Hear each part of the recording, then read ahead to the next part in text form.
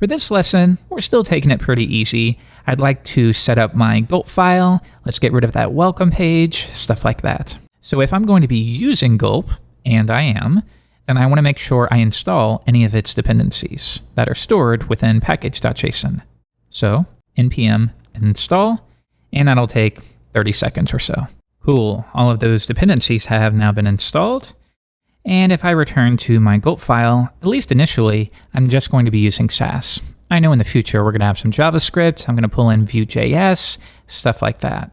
But for now, it's nice that Laravel gives me something I can use straight out of the box. And if we take a look at that, we already have this file created.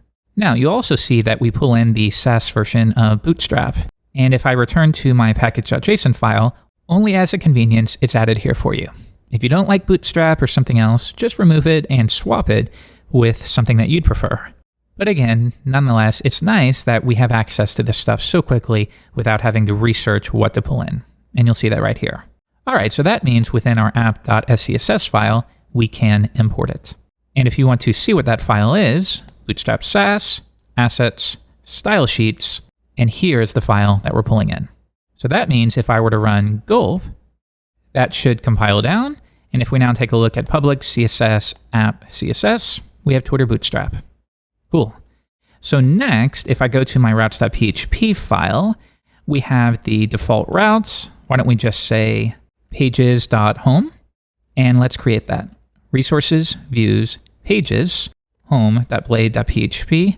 I create a pages folder for static stuff. You know, things like your contact page, your about us page, stuff like that. So within here, I know I'm going to extend some kind of layout, and then we'll probably have a main content section area. Pretty simple stuff. Let's create the layout file. Resources, views, layout.blade.php. We'll start with some basic HTML. We'll then pull in our CSS file, which is css app.css. Finally, we'll have a container wrapper where we will yield the content. All right, cool. So now our home page extends that master page, and here I'll simply write project flyer. So if we take a look at this in Chrome, sure enough, the home page links here, and we are nested within our layout file. All right, cool. So nothing overly fancy just yet, but this is important stuff to do. We set up our routing, we set up our Gulp file, we install our dependencies, basic stuff. So to finish up, the only remaining thing is I'm going to get rid of that welcome page that comes with Laravel. Now, if we do a git status, we can see all of the changes we've made. But you know what? We're really in the early phase. I find that when I'm working on a new web app, I don't just immediately start committing every 5 seconds. You know, I get a good ways into it where I feel like I get to a good stopping point, and then I create my first main commit.